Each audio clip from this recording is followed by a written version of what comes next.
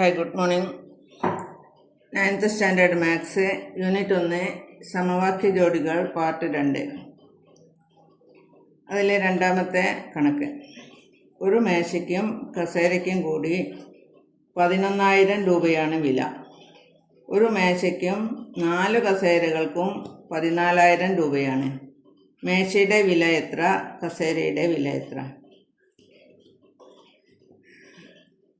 അതായത് ഒരു മേശയ്ക്കും ഒരു കസേരയ്ക്കും 11,000 രൂപ, ഒരു മേശയ്ക്കും 4 കസേരയ്ക്കും 14,000 രൂപ.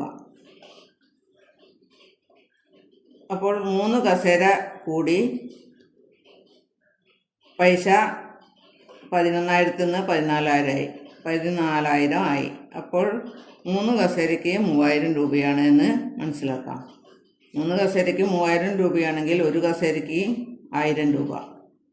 ഒരു കസേരയ്ക്ക് 1,000 രൂപയാണെങ്കിൽ ഒരു മേശയ്ക്കും ഒരു കസേരയ്ക്കും കൂടി 11,000 രൂപയാണ്. ഒരു കസേരയ്ക്ക് 1,000 രൂപയാണെങ്കിൽ ഒരു മേശയ്ക്ക് 10,000 രൂപയായിരിക്കും. അങ്ങനെ നമുക്ക് മനസ്സിൽ കണക്ക് കൂട്ടിയെടുക്കാവുന്നതാണ്. ഇത് ചെയ്യേണ്ട വിധം, ഒരു മേശയുടെ വില എക്സ് എന്ന് വിചാരിക്കാം. മേശയുടെ വില എക്സ് എന്നെഴുതാം. കസേരയുടെ വില വൈ എന്നും വിചാരിക്കാം. അപ്പോൾ മേശയുടെ വിലയും കസേരയുടെ വിലയും കൂടെ കൂട്ടിയാൽ 11,000 രൂപ. എക്സ് കൂട്ടണം വൈ സമം 11,000. എക്സ് കൂട്ടണം 4 വൈ, അതായത് 4 കസേരയുടെ വില 14,000 രൂപ. അപ്പോൾ എക്സ് കൂട്ടണം 1 വൈ 11,000 ആണ്. എക്സ് കൂട്ടണം 4 വൈ 14,000. അപ്പോൾ 3 വൈ എന്ന് പറഞ്ഞാൽ 3 കസേരയുടെ വില കാണാൻ 14,000 നിന്ന് 11,000 കുറച്ചാൽ മതി. 14,000 നിന്ന് 11,000 കുറച്ചാൽ 3,000 രൂപ. 3 വൈ സമം 3,000 രൂപ. അതിൽ നിന്ന് നമുക്ക് വൈ കണ്ടുപിടിക്കാം. വൈ സമം 3,000 ഹരിക്കണം 3.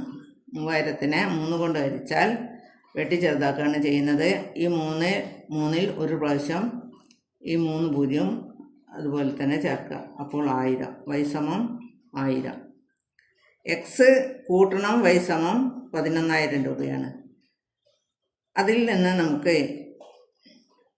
ഈ വൈയുടെ വില 1000 രൂപയാണല്ലോ. അപ്പോൾ വൈയുടെ വില ഇവിടെ ആരോപിക്കുക. എക്സ് കൂട്ടണം വൈ സമം 11,000. എക്സ് കൂട്ടണം ഈ വൈയുടെ വില 1000 എഴുതുക. എക്സ് കൂട്ടണം 1000 സമം 11,000. ഇതിൽ നിന്ന് എക്സിൻ്റെ വില കണ്ടുപിടിക്കാം. എക്സ് സമം 11,000 കുറയ്ക്കണം 1000. 11,000ത്തിൽ നിന്ന് 1000 കുറച്ചാൽ 10,000 രൂപ. അപ്പോൾ മേശയുടെ വില 10,000 രൂപ. കാരണം എക്സ് നമ്മൾ മേശയുടെ വിലയായിട്ടാണ് സങ്കല്പിച്ചത്. മേശയുടെ വില സമം 10,000 രൂപ. കസേരയുടെ വില സമം 1000 രൂപ. അടുത്തത് രണ്ടാമത്തെ കണക്ക്.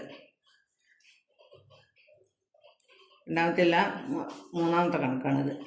2 സംഖ്യകളിൽ വലുത് ചെറുതിൻ്റെ 5 മടങ്ങാണ്. വലുതിൽ നിന്നും ചെറുത് കുറച്ചാൽ 32. സംഖ്യകൾ ഏതൊക്കെ? ഇപ്പോൾ 2 സംഖ്യ ഉണ്ട്. വലിയ സംഖ്യ ചെറുതിൻ്റെ 5 മടങ്ങാണ് എന്ന് പറഞ്ഞിട്ടുണ്ട്. വലിയ സംഖ്യയിൽ നിന്നും ചെറുത് കുറച്ചാൽ 32 എന്നും തന്നിട്ടുണ്ട്. അപ്പോൾ സംഖ്യകൾ ചെറിയ സംഖ്യ എക്സ് എന്നും വലിയ സംഖ്യ 5x എന്നും വിചാരിക്കുക. അതായത് ചെറിയ സംഖ്യ എക്സ് ആണെങ്കിൽ വലിയ സംഖ്യ 5x ആയിരിക്കും. കാരണം ചെറിയ സംഖ്യയുടെ 5 മടങ്ങാണ് വലിയ സംഖ്യ. അപ്പോൾ ചെറിയ സംഖ്യ എക്സ്, വലിയ സംഖ്യ 5x.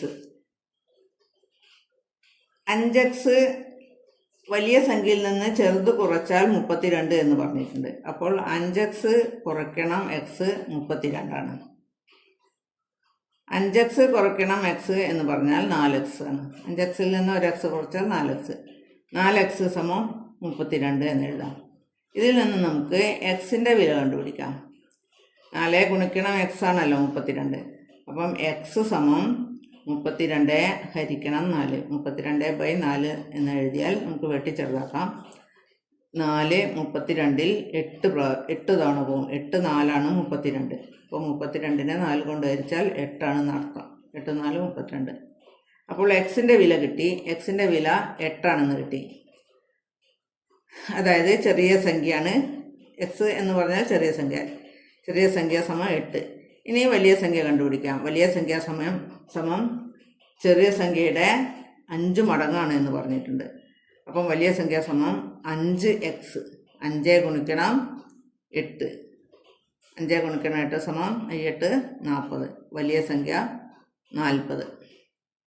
അപ്പോൾ നമുക്ക് ശരിയാണോ എന്ന് പരിശോധിക്കാൻ. ചെറിയ സംഖ്യയുടെ 5 മടങ്ങ് ആണ് വലിയ സംഖ്യ. ചെറിയ സംഖ്യ 8 ആണെങ്കിൽ വലിയ സംഖ്യ 5 കൊണ്ട് ഗുണിക്കുക. 8 40. അപ്പം വലിയ സംഖ്യ 40 ശരിയാണ് എന്ന് മനസ്സിലാക്കാം. ബാക്കി അടുത്ത ക്ലാസ്സിൽ.